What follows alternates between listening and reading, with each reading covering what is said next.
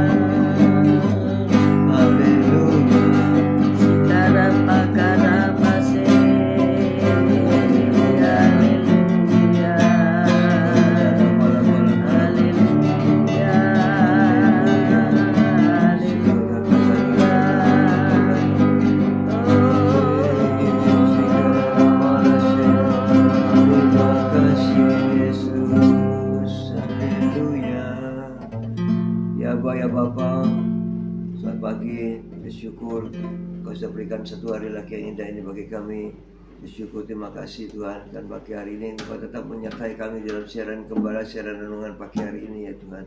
Sebentar lagi kami baca firman-Mu, merenungkan firman-Mu. Kau buka hati pikiran kami agar kami dapat menerima firman-Mu. Kau berikan roh pengertian bagi kami agar kami mengerti akan firman-Mu. Dan Kau berikan iman yang kuat bagi kami agar kami dapat melakukan firman-Mu dalam kehidupan kami ya Tuhan Yesus. Serahkan kehidupan kami sepanjang hari ini bersama semua rekan-rekan peserta daripada renungan pagi hari ini ke dalam tangan-Mu, di dalam kuat kuasa-Mu, di dalam perlindungan-Mu, di dalam penyertaan-Mu, di dalam kasih-Mu, juga di dalam berkat-Mu ya Tuhan. Dan Kau tetap berikan kesehatan, kekuatan bagi tubuh kami agar kami dapat melayani Engkau lebih lagi. Dalam nama Yesus kami sudah berdoa, bersyukur. Amin, amin, amin. Haleluya. Selamat pagi Bu Foni, Esther, Sepsi, Pak Anton, Bu Wanda, Pak Budi Utomo, Pak Bambang, Bu Vera, CCMI, Bu Rita, Herawati, Pak Mei, Bu Ruli, Bu Elias, Pak Elias. Good morning semuanya yang udah bergabung pagi hari ini. Puji Tuhan. Kita sampai kepada pelajaran yang terakhir dari Gospel of Second Advent ya. Kita belajar mengenai neraka dan surga. Mungkin ini hal yang sangat-sangat ditakuti apa disenangi ya. Kita tidak belajar seperti anak-anak lagi ya. Tetapi kita harus mengerti, gereja Tuhan harus mengerti apa neraka dan surga itu ada ya. Kalau Tuhan ada, maka segala ciptaannya juga pasti ada ya. Neraka dan surga ini mengapa kok ada? Nah ini kita belajar ya. Pagi hari ini kita belajar tentang neraka. Mari kita baca dari 1 Petrus 3 ayat 19. Kita belajar tentang Tartarus ya. Tartarus 1 Petrus 3 ayat 19. 1 Petrus 3 ayat 19. Dan di dalam roh itu juga ia pergi memberitakan Injil kepada roh-roh yang di dalam penjara. Kemudian kita baca lagi 2 Petrus 2 ayat 4.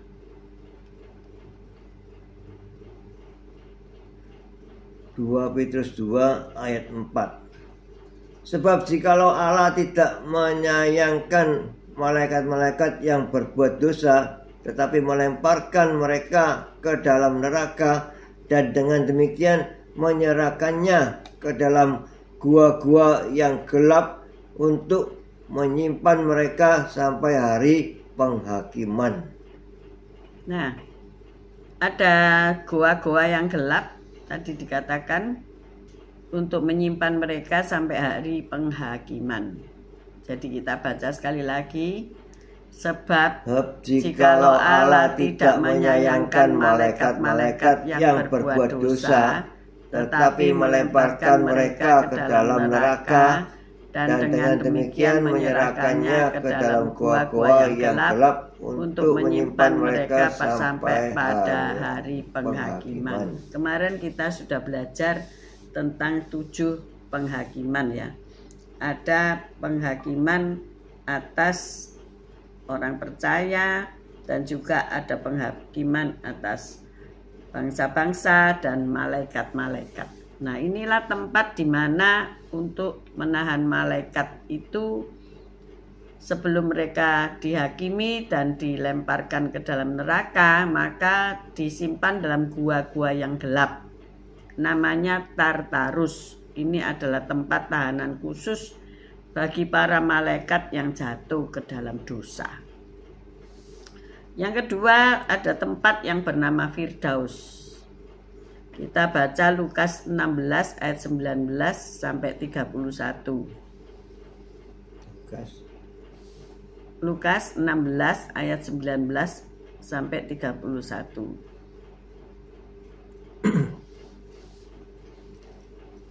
Lukas 16 ayat 19 sampai 21. Orang kaya dan Lazarus yang miskin. Ada seorang kaya yang selalu berpakaian jubah ungu dan kain halus, dan setiap hari ia bersukaria dalam kemewahan. Dan ada seorang pengemis bernama Lazarus, badannya penuh dengan borok, berbaring dekat pintu rumah orang kaya itu, dan ingin menghilangkan laparnya dengan apa yang jatuh dari meja orang kaya itu. Malahan anjing-anjing datang dan menjilat boroknya. Kemudian matilah orang miskin itu, lalu dibawa oleh malaikat-malaikat ke pangkuan Abraham. Orang kaya itu juga mati lalu dikubur, dan sementara ia menderita sengsara di alam maut, ia memandang ke atas, dan dari jauh dilihatnya Abraham dan Lazarus duduk di pangkuannya.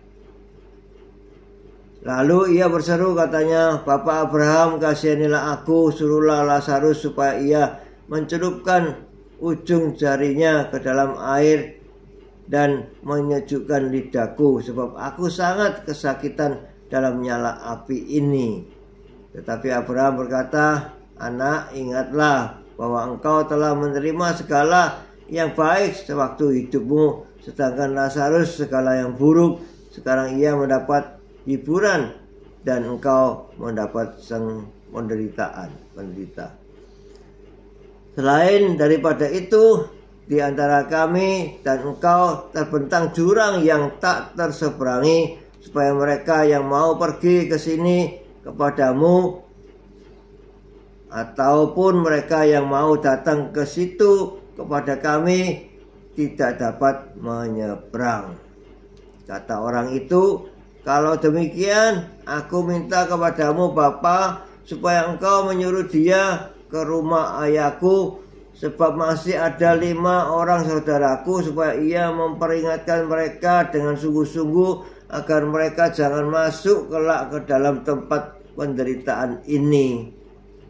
Tetapi kata Abraham, "Ada pada mereka kesaksian Musa dan para nabi, baiklah mereka mendengarkan kesaksian itu. Sebab orang itu tidak bapa Abraham, tetapi jika ada seorang yang datang dari antara orang mati kepada mereka, mereka akan bertobat." Kata Abraham kepadanya, "Jika mereka tidak mendengarkan kesaksian Musa dan para nabi, mereka tidak juga mau diyakinkan sekalipun oleh seorang yang bangkit dari antara orang mati." Amin. Amin. Jadi ada sebuah tempat yang bernama Firdaus. Bahasa Inggrisnya a place of blessedness above the earth. Semula adalah tempat tahanan roh dan jiwa orang-orang benar setelah meninggal, ya. Semua orang benar tersebut ditawan oleh iblis di tempat ini. Kita baca Ibrani 2 ayat 14 sampai 15. Jadi kalau ada pertanyaan, kemana jiwa orang-orang mati itu, ya? Ibrani 2 ayat 14 ayat 15 sampai 15. Ibrani 2 ayat 14. "Karena anak-anak itu adalah anak-anak dari darah dan daging, maka ia juga menjadi sama dengan mereka dan mendapat bagian dalam keadaan mereka, supaya oleh kematiannya ia memusnahkan dia, yaitu iblis yang berkuasa atas maut, dan supaya dengan jalan demikian ia membebaskan mereka yang seumur hidupnya berada dalam perhambaan oleh karena takutnya kepada maut." Jadi masalah semua orang benar tersebut ditawan oleh iblis di tempat ini, itu benar, ya, menurut ayat Ibrani 2 ayat 14 sampai 15. Jadi kuasa maut itu mencengkeram orang-orang benar, ya. Iblis mempunyai kuasa atas kematian sebelum Kristus menaklukkannya. Ini berita baiknya. Jadi ketika Kristus menang atas maut, maka iblis tidak lagi berkuasa atas jiwa orang-orang yang sudah meninggal sebelum Kristus. Kita baca Kolose 2 ayat 14 sampai 17. Kolose 2 ayat 14 sampai 17. Kolose 2 ayat 14. Dengan menghapuskan surat hutang yang oleh ketentuan-ketentuan hukum mendakwa dan mengancam kita, dan itu ditiadakannya dengan melakukannya pada kayu salib. Ia telah melucuti pemerintah-pemerintah dan penguasa-penguasa dan menjadikan mereka tontonan umum dalam kemenangannya atas mereka. Amin. Kristus telah datang ke Firdaus ini dan membebaskan mereka lalu dibawa ke surga. Kita baca Efesus 4 ayat 7 sampai 11. Efesus 4 ayat 7 sampai 11. Efesus 4 ayat 7 sampai 11. Efesus 4 ayat 7. Tetapi kepada kita masing-masing telah dianugerahkan kasih karunia menurut ukuran pemberian Kristus. Itulah sebabnya, kata Nas, tatkala ia naik ke tempat tinggi, ia membawa tawanan-tawanan, ia memberikan pemberian-pemberian kepada manusia. Bukankah ia telah naik, berarti bahwa ia juga telah turun ke bagian bumi yang paling bawah? Ia yang telah turun, ia juga yang telah naik jauh lebih tinggi daripada semua langit untuk memenuhkan segala sesuatu. Dan ialah yang memberikan baik rasul-rasul maupun nabi-nabi, baik pemberita-pemberita Injil maupun gembala-gembala dan pengajar-pengajar, untuk memperlengkapi orang-orang kudus bagi pekerjaan-pekerjaan bagi pembangunan tubuh Kristus. Amin. Amin. Jadi ketika Yesus mati di kayu salib, 3 hari kemana ia? Ia pergi ke bagian bawah bumi di mana Firdaus ada waktu itu, dan mengosongkan Firdaus, membawanya ke surga. Jadi sekarang Firdaus ini kosong, dan orang benar yang mati tidak perlu lagi pergi ke sana, akan tetapi langsung ke surga. Jadi inilah tempat sebelum Kristus mati dan bangkit. Ada sebuah tempat yang bernama Firdaus terletak di bagian bawah bumi. Itu adalah tempat orang-orang yang mati sebelum Kristus, ya.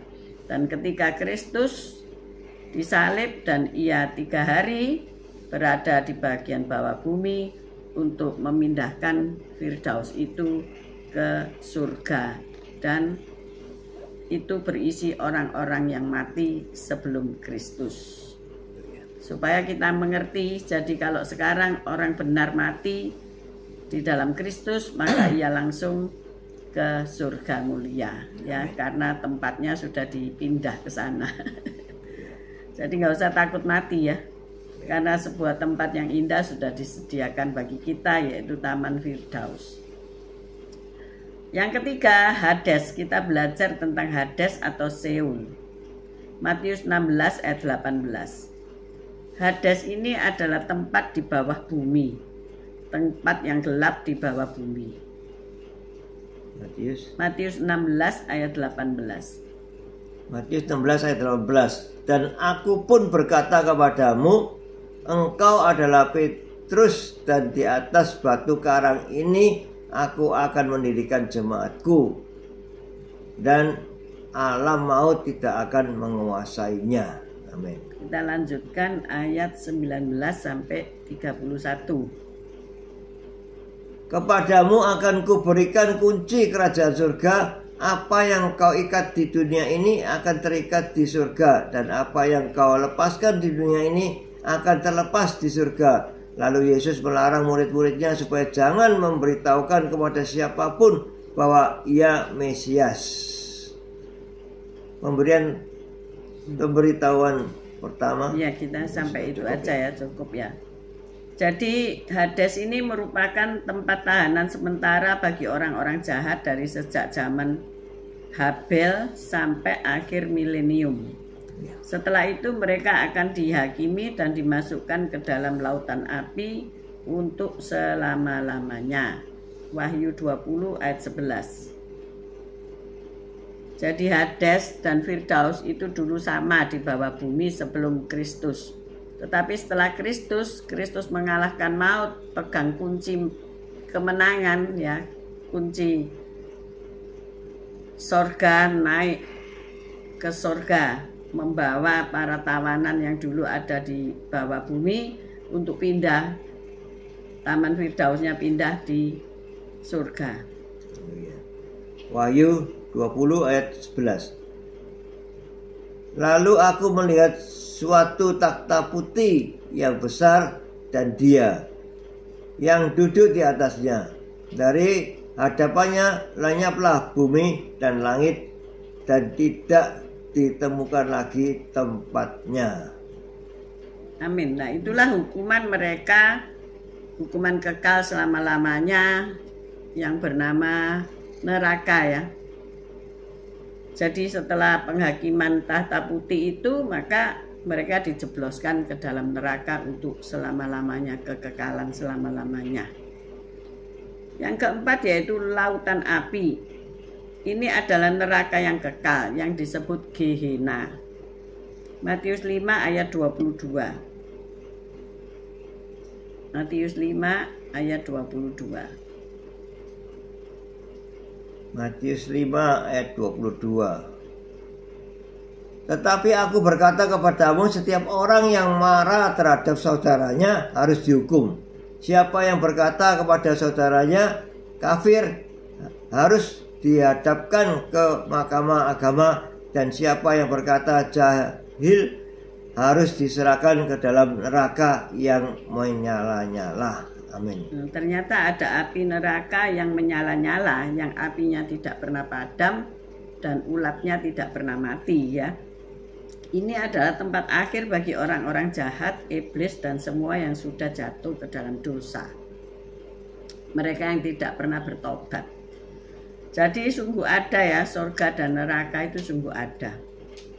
Kita tahu sekarang ketika kita ditinggalkan oleh saudara kita, suami, istri, atau anak kita, orang tua kita, mereka meninggal terlebih dahulu, kan ada pertanyaan, di manakah mereka sekarang? Jawabannya ya pasti mereka sudah ada di surga mulia. Amin. Karena Firdaus sudah disatukan di sana ya. Kalau orang jahat mati, pembunuh jahat terhadap saudaranya, ternyata terhadap saudara itu nggak boleh bertengkar ya saudaraku. Kalau hari ini masih ada yang memusuhi saudaranya, bahkan tidak bertegur sapa dengan saudaranya, harus bertobat ya. Sebelum saudara seiman ya. Ya semua. Karena kasihilah sesamamu manusia seperti dirimu sendiri. Kalau kita orang Kristen ya, kita bicara tentang orang Kristen ya. Kalau orang di luar Kristen ya kita nggak ngurus gitu ya, dalam arti ya siapapun yang bertengkar dengan saudaranya, neraka kekal itu menanti dia ya. Jadi orang Kristen pun tidak boleh ya bertengkar dengan saudaranya. Saudara seiman juga nggak boleh, saudara kandung juga nggak boleh. Yang namanya ini saudara ya, harus dihukum. Nah, nak ngeri tak? Harus dihukum. Jadi hari ini teleponlah dia, WA-lah dia, minta maaflah kepadanya ya. Siapa tahu besok kita rapture ya, atau nanti 1 jam lagi kita rapture. Nggak ada yang tahu saudaraku ya. Jadi selesaikanlah urusan-urusanmu di bumi ini sebelum engkau ditaruh di neraka atau di surga ya. Semua pasti ingin ke surga ya, tapi tidak semua orang bisa masuk ke surga. Karena Yesus berkata, engkau dulu bernubuat, engkau dulu mengusir setan ya, tapi aku tidak kenal engkau. Loh, mengerikan, ternyata Yesus menolak gitu ya. Jadi hati-hati, hidup ini harus diwaspadai. Amin. Jangan kita salah ngomong, kita salah bicara, terus berantem, terus apa ya, saling tidak bertegur sapa hanya karena kata-kata yang sepele. Kita nyolot itu apa itu, apinya membara, api kemarahan membara, dan kemudian kita tidak lagi menyapa, menyingkirkan diri atau menyingkirkan mereka, itu bahaya loh ya. Bahaya. Jadi garang itu garang ini. Orang-orang akhir zaman itu Iya. menjadi ganas dan garang ya. Sama saudara aja nggak mau serawung, nggak mau bertegur sapa ya. Nah ini salah, nanti Anda berada di neraka ya. Kita nggak tahu loh kok aku nggak boleh masuk surga ya. Kenapa ya? Ya karena kamu itu tadi nggak bisa ngampuni saudaramu, mengatakan saudaramu kafir dan sebagainya. Mengkafir-kafirkan orang itu bagiannya neraka ya. Hati-hati loh berbicara ya. Nah kita belajar tentang surga. Di dalam Alkitab dinyatakan bahwa surga ada. Dan ini adalah satu tempat yang diciptakan ya. Kejadian 1 ayat 1. Kejadian 1 ayat 1. Pada mulanya Allah menciptakan langit dan bumi. Nah itu, menciptakan langit dan bumi. Perikopnya Allah menciptakan langit dan bumi serta isinya. Ya. Yesaya 42 ayat 5.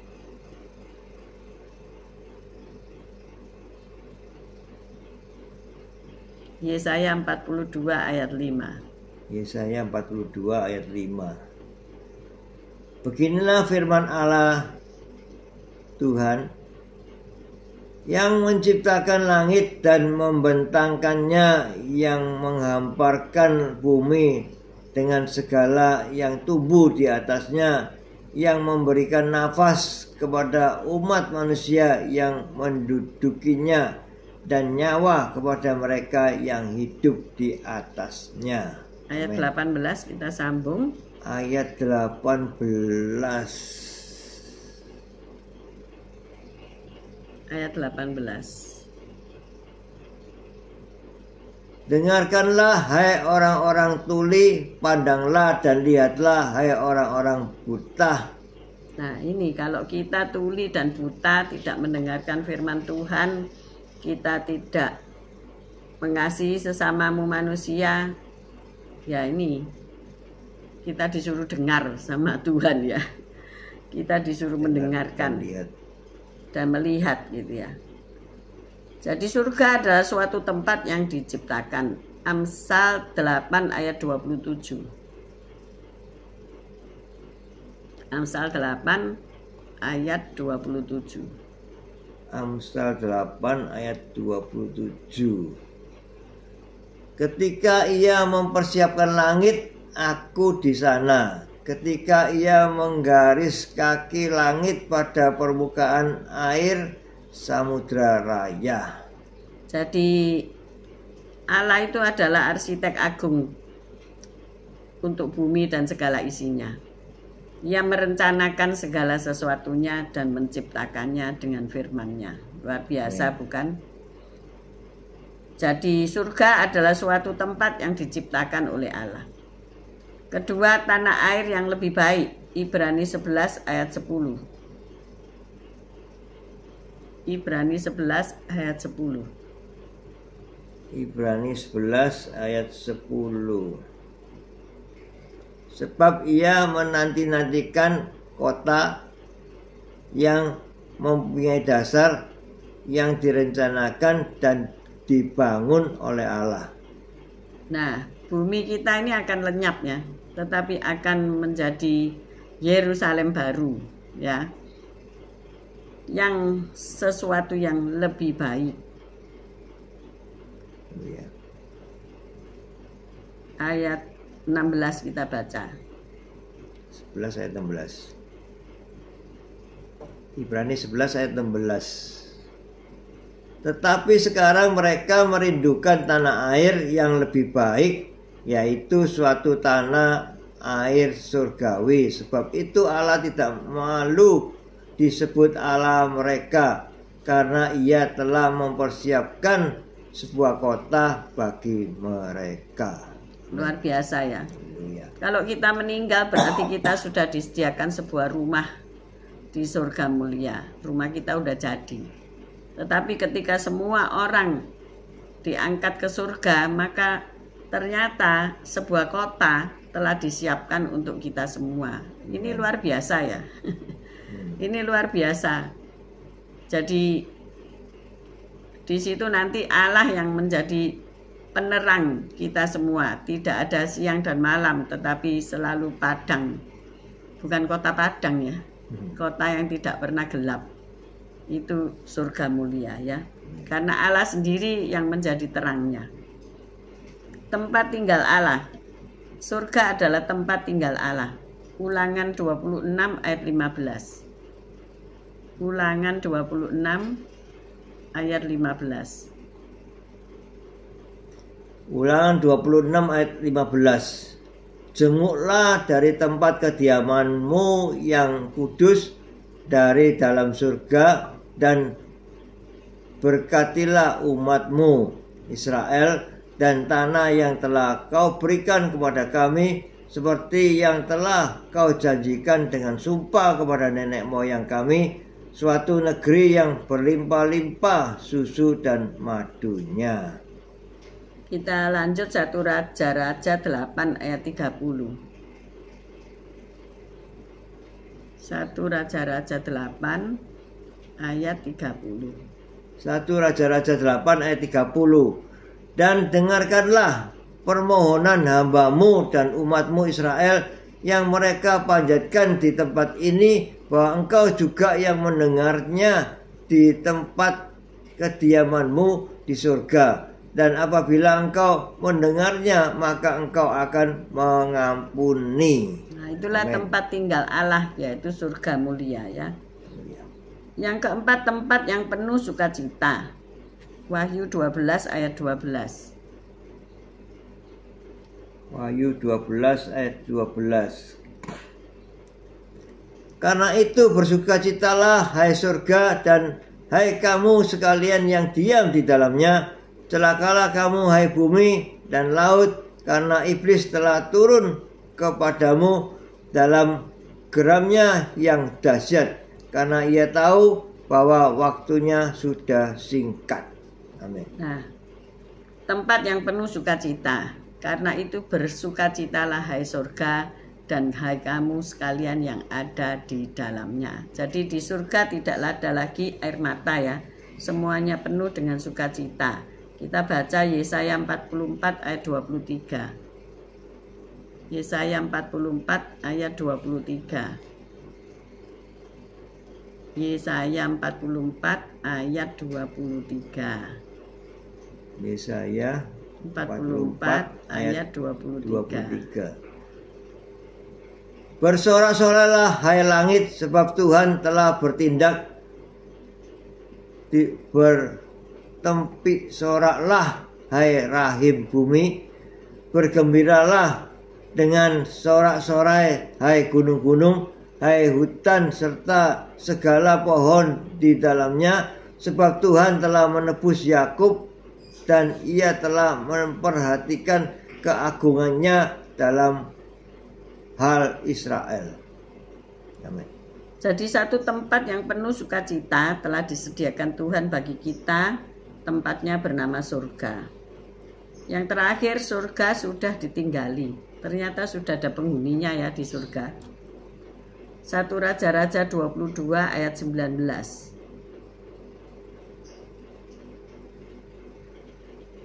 1 Raja-Raja 22 ayat 19. 1 Raja-Raja 22 ayat 19. Kata Mikah, sebab itu dengarkanlah firman Tuhan. Aku telah melihat Tuhan sedang duduk di atas taktanya, dan segenap tentara surga berdiri di dekatnya, di sebelah kanannya dan di sebelah kirinya. Amin. Amin. Kita sambung Matius 18 ayat 10. Jadi pada waktu perjanjian lama, surga sudah dihuni oleh Allah dan seluruh tentaranya, para malaikat-malaikatnya. Matius 18 ayat 10. Ingatlah, jangan menganggap rendah seorang dari anak-anak kecil ini, karena aku berkata kepadamu, ada malaikat mereka di surga yang selalu memandang wajah Bapakku yang di surga. Ayat 24. Ayat 20. Matius 22 ayat 30. Matius 22 ayat 30. Matius 22 ayat 30.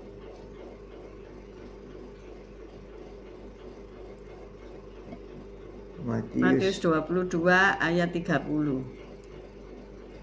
Matius 22 ayat 30.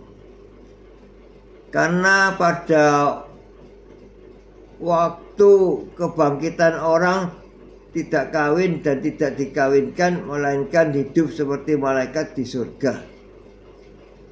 Kemudian kita sambung ayat 24 sampai pasal 24 ayat 36. Pasal 24 ayat 36. Tetapi tentang hari dan saat itu tidak seorang pun yang tahu, malaikat-malaikat di surga tidak, dan anak pun tidak, hanya Bapa sendiri. Amin. Lagi terakhir Wahyu 13 ayat 6. Banyak ayat ya saudara, maaf. Wahyu 13 ayat 6. Lalu ia membuka mulutnya untuk menghujat Allah, menghujat namanya dan kemah kediamannya dan semua mereka yang diam di surga. Jadi surga itu sudah ditinggali ya. Saya rangkum tentang surga. Yang pertama yaitu suatu tempat yang diciptakan. Kemudian yang kedua tanah air yang lebih baik.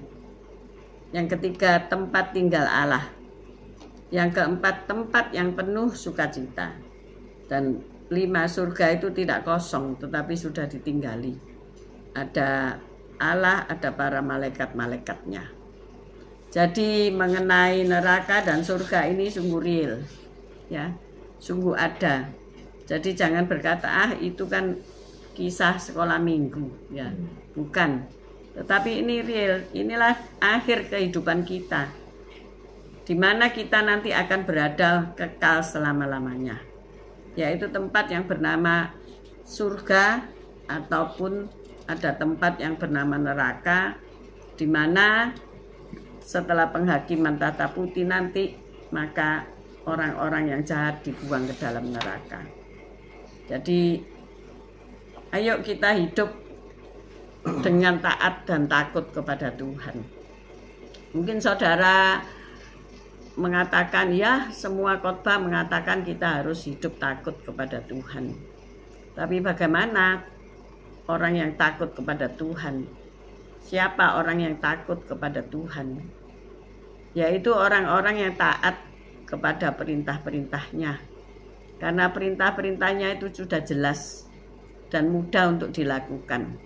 Kasih Tuhan Allahmu dengan segenap hatimu, dengan segenap jiwamu, dengan segenap kekuatanmu. Jadi kalau kita beribadah, itu kita beribadah dengan sungguh-sungguh. Sangat prihatin sebab hari-hari ini ketika gadget sudah mulai masuk dalam hidup kita, ia merenggangkan hubungan kita dengan Bapa di surga. Seringkali kita lebih cinta kepada gadget, mengutamakan gadget lebih daripada Tuhan. Nah ini kita harus ubah ya, supaya kita nanti nggak masuk ke dalam api kekekalan. Kemudian yang kedua yaitu mengasihi sesamamu manusia seperti dirimu sendiri. Hari-hari ini banyak orang gampang untuk marah dengan saudara seiman, dengan tetangga, dengan orang yang bahkan tidak dikenal atau baru dikenal sudah marah-marah ya saudara. Contohnya yaitu kalau saudara berlalu lintas itu mudah marah dengan orang yang tidak dikenal. Hati-hati saudara, bahwa saudara kan harus melakukan firman.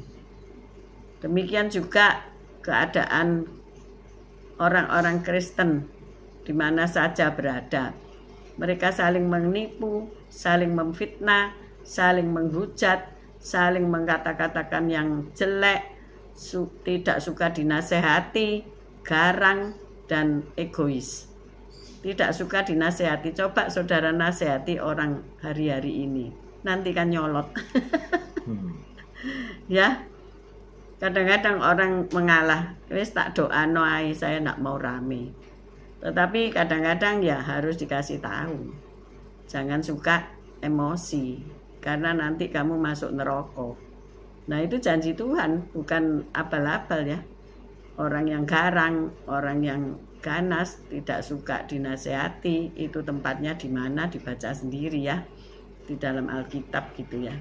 Hari-hari ini banyak orang yang mudah untuk putus asa, untuk mengakhiri hidupnya, untuk bunuh diri. Bahkan orang-orang kaya banyak yang menjatuhkan diri dari gedung bertingkat karena kesulitan ekonomi, karena kesulitan keuangan dan sebagainya. Ada yang karena kesulitan keuangan tega membunuh suaminya ya. Kemarin saya mendengar berita. Kok tega-teganya begitu ya. Padahal anaknya masih usia 4 bulan. Setelah itu baru sadar. Jadi janganlah hidup dikuasai oleh daging ya. Hari-hari ini perlu dan penting kita ini menundukkan diri pada Roh Kudus. Supaya kita hidup dikuasai oleh Roh Kudus, bukan dikuasai oleh roh yang lain ya. Kita ingat bahwa daging tidak akan mendapat bagian dalam kerajaan Allah. Keinginan daging itu selalu menuju kebinasaan ya. Ayo kita menyadari bahwasanya ini pelajaran yang sangat penting. Fivefold Gospel, yaitu yang pertama yaitu Gospel of Holy Spirit, Gospel of Divine Healing, Gospel of Blessing, Gospel of Second Coming atau Second Advent. Yang pertama yaitu Gospel of Salvation ya. Gospel untuk keselamatan. Mungkin kita belum belajar tentang Gospel of Salvation karena kita pada hari-hari pencurahan Roh Kudus, jadi kita belajar tentang Roh Kudus lebih dulu ya. Baiklah, besok kita belajar tentang keselamatan ya. Jadi sebetulnya bukan terbalik, tapi kita bisa mengulangi lagi, berulang terus sampai Tuhan Yesus datang ya. Ayo kita berdoa.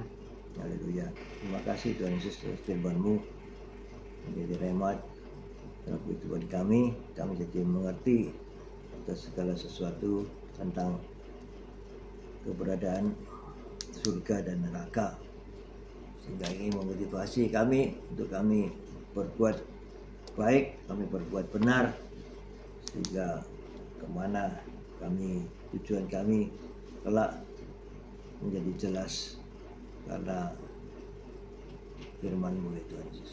Terima kasih Tuhan atas firman-Mu. Haleluya. Amin.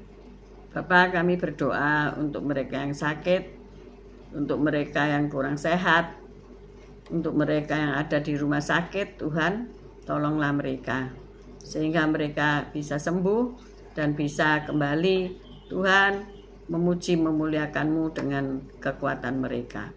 Kami juga berdoa untuk orang-orang yang saat ini bergumul dalam usaha pekerjaan, bergumul dalam ekonomi mereka. Tuhan, tolong mereka sehingga mereka tidak putus asa. Mereka melihat Allah kita sanggup menolong. Tuhan, kami juga berdoa untuk renungan gembala setiap pagi ini, supaya kami diberi hikmat, marifat, dapat mengajar, dapat menuntun orang dalam seluruh kebenaran firman Tuhan. Terima kasih Bapa, kami mengangkat kedua belah tangan kami untuk menerima berkat Tuhan. Tuhan memberkati engkau, Tuhan melindungi engkau, Tuhan menyinari engkau dengan wajah-Nya dan memberikan engkau kasih karunia. Tuhan menghadapkan wajah-Nya kepadamu dan memberikan engkau damai sejahtera. Terimalah berkat dari Allah Bapa, Putra dan Roh Kudus, berkat kasih, sukacita, damai sejahtera mulai pagi hari ini sampai Maranatha Tuhan Yesus datang untuk kedua kalinya, bahkan sampai selama-lamanya. Mari yang sudah menerima berkat Tuhan katakan bersama, amin, amin, amin. Haleluya. Oke, see you tomorrow guys. Yosinta, Reni, semua yang baru bergabung. See you tomorrow, juga yang nanti malam, nanti siang, Bu Betty. Selamat pagi semuanya. Bu Nurmala, selamat pagi. Ayo kita bergabung kembali besok pagi. Tuhan Yesus memberkati Memberkati. kita semua. Amin, amin, amin.